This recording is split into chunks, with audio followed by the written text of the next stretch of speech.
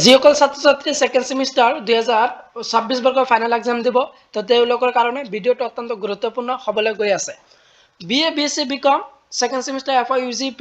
subject BSc environmental assessment and education final exam 2026 তো BA BSc BCom second সেমিস্টাৰৰ FY UGP ৰ অধীনত যিসকল ছাত্ৰ ছাত্ৰী পঢ়ি আছে তেওঁলোকৰ BSc যেহেতু এটা সাবজেক্ট আছে তো BSc সাবজেক্ট যিসকল ছাত্ৰ ছাত্ৰী এনভায়ৰনমেন্টাল অ্যাসেসমেন্ট এন্ড এডুকেশন সাবজেক্ট লৈ পঢ়ি আছে তেওঁলোকৰ ফাইনেল এক্সামিনেশ্যন 2026 ৰ কাৰণে যেটো ইউনিট নম্বৰ 1 আছে জৈৱ বৈচিত্ৰ্য আৰু সংৰক্ষণ বায়োডাইভাৰ্চিটি এন্ড কনজাৰভেশ্যন এইখন সাবজেক্ট এইখন চেপ্টাৰৰ very important short question answer আলোচনা কৰিম 2026 বৰ্গৰ কাৰণে তো ইয়াৰ পৰা যেহেতু তোমালোকে কমন পাবা তো তোমালোকে কমন কোৱেশ্চনখিনি তোমালোকে চাই লোৱা তো তোমালোকে ইম্পৰ্টেন্ট হিচাপে তোমালোকে প্ৰথম প্ৰশ্নটো শিকিবা সেকেন্ড সেমিস্টাৰত যে জীৱ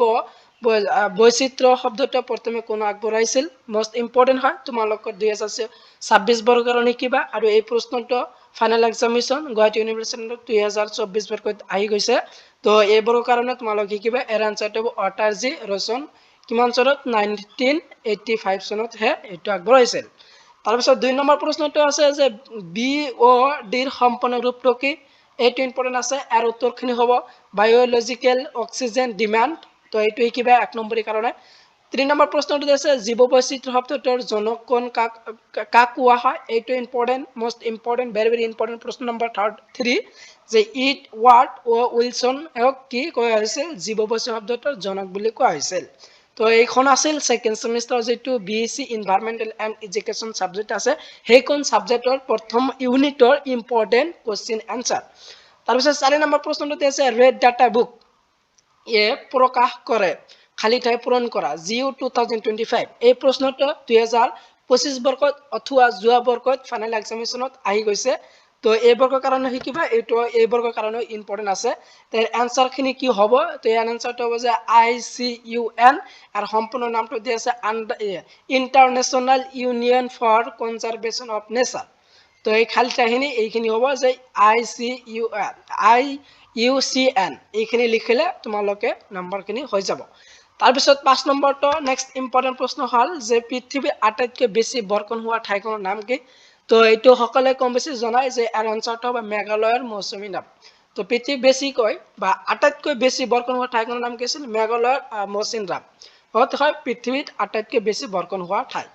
তাৰপিছত 6 নম্বৰ প্ৰশ্নটো আছে নেক্সট ইম্পৰ্টেন্ট প্ৰশ্নটো শিকিবা যে পৃথিৱীৰ ক'ত আটাইতকৈ বেছি জীৱ বৈচিত্ৰ্যতা আছে ক্লান্তীয় আমাজন বৰ্ষাৰণ্যত পৃথিৱীত আটাইতকৈ বেছি বৈচিত্ৰ্যময় আছে তাৰপিছত 7 নম্বৰ প্ৰশ্নটো আছে বোটানিকেল সাৰ্ভে অফ ইণ্ডিয়া প্ৰকাশ কৰা গ্ৰন্থখনৰ নাম কি এৰ প্ৰথম যেটো অপচন দি আছে ৰেড ডাটা বুক 2 নম্বৰটো আছে হোৱাইট ডাটা বুক আৰু 3 নম্বৰটো আছে ব্লেক ডাটা বুক আৰু 4 নম্বৰ আছে বেলু ডাটা বুক আৰ শুদ্ধ অপশন হ'ব ৰেড ডাটা বুক নহলে এই প্ৰশ্নটো এনেদৰে আহিব পাৰে তোমালোক ফাইনেল এক্সামিনেশ্যনত যে ৰেড ডাটা বুক প্ৰকাশ কোনো গ্ৰন্থখনৰ নাম কি ৰেড ডাটা বুক কোনে প্ৰকাশ কৰিছিল এইজনৰ এনেদৰে আহিব পাৰে তেনেহলে কোনে কৰিছিল তোমালোক আনসাৰটো বোটানিকেল সাৰ্ভে অফ ইণ্ডিয়া প্ৰকাশ কৰিছিল এনেদৰে লিখিবা এইটো ইম্পৰ্টেন্ট আছে তাৰপিছত 8 নম্বৰ প্ৰশ্ন দিছে বিশ্বব্যাপী সৰ্বোচ্চ জৈৱ বৈচিত্ৰ্য ক্লান্তীয় বৰ্ষানত পোৱা যায় কথাটো সঁচা নে মিছা তোমালোক সঁচা নে মিছা আহিব পাৰে 2024 বৰ্গত এই প্ৰশ্নটো আহি গৈছে তো তোমালোক 26 বৰ্গৰ কাৰণেও শিকিবা এৰ আনসাৰটো হ'ব যে সঁচা যে বিশ্বব্যাপী সৰ্বোচ্চ জৈৱ বৈচিত্ৰ্য ক্লান্তীয় বৰ্ষানত পোৱা যায় কথাকাৰ কি সত্য তাৰপিছত তোমালোকৰ 9 নম্বৰ প্ৰশ্নটো শিকিবা বৰ্তমান বিশ্বৰ কিমানখন ৰাষ্ট্ৰক বৃহৎ জীৱ বৈচিত্ৰ্য ৰাষ্ট্ৰ হিচাপে চিনাক্ত কৰা হৈছে তো বৰ্তমান বিশ্বৰ অৰ্থাৎ পৃথিৱীৰ কিমানখন ৰাষ্ট্ৰক বৃহৎ জীৱ বৈচিত্ৰ্য হিচাপে চিনাক্ত কৰা হৈছে 17খন দেশকহে চিনাক্ত কৰা হৈছে তাৰপিছত 10 নম্বৰ প্ৰশ্নটো শিকিবা 10 নম্বৰ প্ৰশ্নটো আছে ভাৰতত বৰ্তমান কিমানখন ৰাষ্ট্ৰীয় উদ্যান আছে তো 102খন আছে আৰু অসমত কিমানখন আছে 7খন আছে আৰু কি কি এৰ বিষয় আহিব পাৰে তো এখন বা দুখন নাম লিখে এনেদৰে প্ৰশ্ন আহিব পাৰে 1 নম্বৰৰ কাৰণে এই 10 নম্বৰ প্ৰশ্নটো শিকিবা তাৰপিছত 11 নম্বৰটো আছে ভাৰতত বৰ্তমান কিমানটা অভয়াৰণ্য আছে তো ভাৰতত কিমানটা অভয়াৰণ্য আছে আৰ আনসাৰটো হ'ব বা উত্তৰটো হ'ব যে 515খন অসমত আছে 19খন তো 515খন আছে টোটাল ভাৰতত আৰু অসমত কিমান আছে 19খন আছে তাৰপিছত আহা যে 12 নম্বৰটো আছে স্থলজ বৈচিত্ৰ্য সামুদ্ৰিক বৈচিত্ৰ্যতকৈ বহু বেছি সত্য নে অসত্য লিখে এইটো যোৱা বৰ্গত ফাইনেল এক্সামিনেশ্যনত আহি গৈছে তো তোমালোকে 2026 বৰ্গৰ কাৰণে শিকিবা এইটো আহিবলৈ চান্স আছে তাৰ উত্তৰটো হ'ব সত্য তাৰপিছত 13 নম্বৰটো দিছে ৰাষ্ট্ৰীয় উদ্যানৰ স্বীকৃতি পোৱা অসমৰ অভয়াৰণ্যখনৰ নাম কি তো ৰাষ্ট্ৰীয় উদ্যানৰ স্বীকৃতি পোৱা যে অসমৰ অভয়াৰণ্যখনৰ নাম কি আছিল তাৰ অপচনটো দিছে দিগ্বজয় খোৱা অৰণ্য তাৰপিছত খ নম্বৰটো দিছে গৰম পানীৰ অভয়াৰণ্য তাৰপিছত তোমালোকৰ গ নম্বৰটো দিছে সোণাই ৰূপ অভয়াৰণ্য আৰু কাজিৰঙা অভয়াৰণ্য তাৰ উত্তৰখন হ'ব কাজিৰঙা অভয়াৰণ্য আছিল যে ৰাষ্ট্ৰীয় উদ্যানৰ স্বীকৃতি পোৱা অসমৰ অভয়াৰণ্যখনৰ নাম তাৰপিছত 14 নম্বৰ প্ৰশ্নটোখন হ'ল যে ভাৰতত কিমানখন ৰামচৰ স্থলী আছে most important হয় 1 নম্বৰৰ কাৰণে আহিব পাৰে যে ভাৰতত কিমানখন ৰামচৰ স্থলী আছে লিখা তেনেহলে আৰু অঞ্চলটো তোমালোকে লিখিবা যে 42খন আছে তো ভাৰতত কিমানখন ৰামচৰ স্থলী আছে 42 তাৰপিছত 15 নম্বৰ প্ৰশ্নটো যে অসমত থকা একমাত্ৰ ৰামচৰ স্থলীখনৰ নাম লিখা এইটো ইম্পৰ্টেন্ট most ইম্পৰ্টেন্ট হয় যেহেতু এইটো 2024 বৰত আহি গৈছে তোমালোকৰ 2026ত আহিবলৈ অত্যন্ত গুৰুত্বপূৰ্ণ হয় কিন্তু প্ৰশ্নটো 15 নম্বৰটো দীপৰ বিল হল অসমত থকা একমাত্ৰ ৰামচৰ স্থলীখনৰ নাম তাৰপিছত 16 নম্বৰ প্ৰশ্নটো আছে ভাৰতত প্ৰথমখন ৰাষ্ট্ৰীয় উদ্যানখনৰ নাম কি ইয়াৰ উত্তৰটো হ'ব যে জিম কৰবেট ৰাষ্ট্ৰীয় উদ্যান উত্তৰাখণ্ডত তো ভাৰতৰ প্ৰথম ৰাষ্ট্ৰীয় উদ্যানৰ নাম কি আছিল জিম কৰবেট ৰাষ্ট্ৰীয় উদ্যান আৰু ইয়াত ক'ত পোৱা যায় ভাৰতৰ উত্তৰাখণ্ড ৰাজ্যতহে পোৱা যায় তাৰপিছত আহা যে 17 নম্বৰটো আছে তপ্ত বিন্দু বা হটস্পটছ ধাৰণাটো কোনে আগবঢ়াইছিল most important ইয়াৰ আনসাৰখন হ'ব যে নৰমান মেৰিছে এইটো আগবঢ়াইছিল তাৰপিছত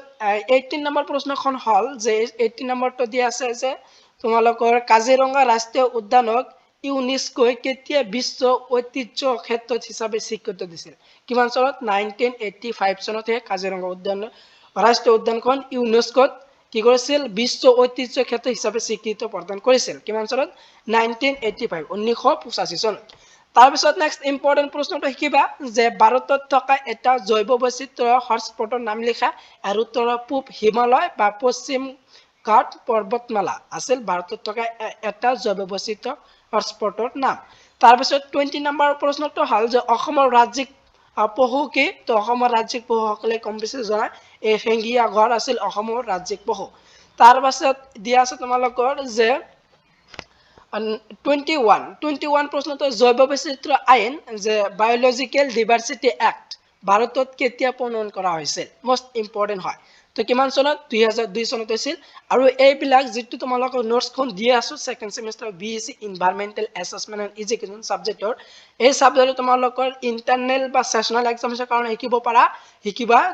ইন্টাৰনেলৰ কাৰণে ইম্পৰ্টেন্ট আছে আৰু তোমালোকৰ ফাইনেল এক্সাম যেটো ইন সেমিস্টাৰ এক্সাম হয় তো সেই এক্সামিনেশনৰ কাৰণে কিন্তু ইম্পৰ্টেন্ট দুটা এক্সামিনেশনৰ কাৰণে তোমালোকে এইবিলাক শিকিবা ইয়াৰ প্ৰজেক্ট তোমালোকে ডাইৰেক্টলি কমন পাবাই তাৰপিছত আহা যে 22 প্ৰশ্ন যে থলুৱা প্ৰজাতি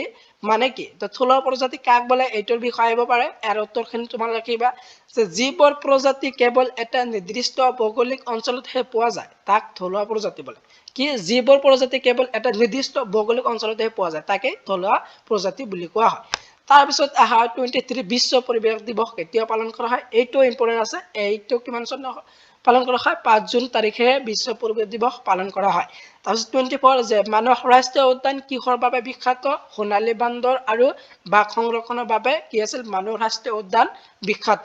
তাৰপিছত 25 বিশ্বৰ আটাইতকৈ ডাঙৰ উদ্ভিদ উদ্যানখনৰ নাম কি তো বিশ্বৰ আটাইতকৈ ডাঙৰ উদ্ভিদ উদ্যানখনৰ নাম কি এইটো আহিবলৈ বহুত চান্স আছে এৰ আনসাৰটো হ'ব যে ইংল্যান্ডৰ কিউত অৱস্থিত ৰয়েল বটানিক গাৰ্ডেন তো ৰয়েল বটানিক গাৰ্ডেন আছিল বিশ্বৰ আটাইতকৈ ডাঙৰ উদ্ভিদ উদ্যানখনৰ নাম আৰু ইয়াত ক'ত পোৱা যায় ইংল্যান্ডৰ কিউত অৱস্থিত তাৰপিছত 26 প্ৰশ্নখন হ'ব যে নৈতিক শব্দটো ইংৰাজী প্ৰত্যয়টো কি তো নৈতিক শব্দটো ইংৰাজী প্ৰত্যয় হ'ল মৰেল তাৰপিছত 27 নেক্সট ইম্পৰ্টেন্ট প্ৰশ্নটো দি আছে যে একোলেৰিয়া এগালছা অসমৰ স্থানীয় উদ্ভিদ শুদ্ধ নে অশুদ্ধ নিৰ্ণয় কৰা ইয়াৰ উত্তৰটো হ'ব যে শুদ্ধ যে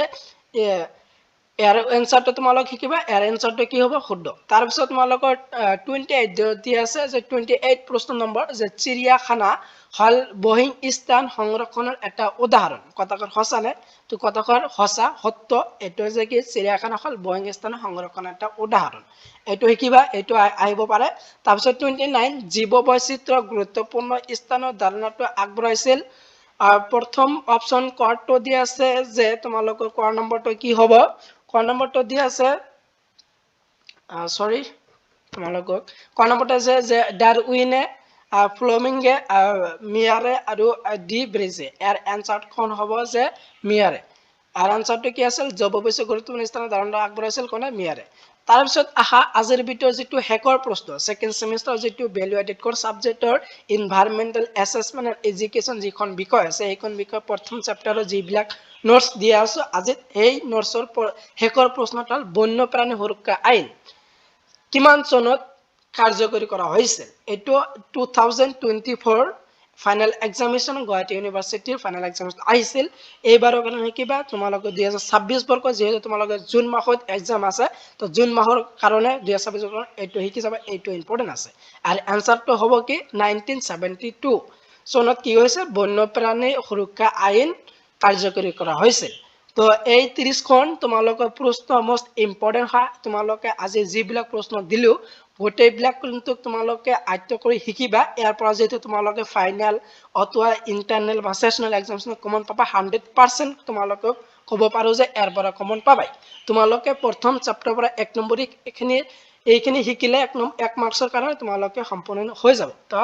নেক্সট ভিডিঅ তোমালোকৰ কিয়নখন বিষয়ৰ ইম্পৰ্টেন্ট প্ৰশ্ন লাগে কমেন্ট বক্সত জনাবা ভিডিঅটো ইমানেই আছে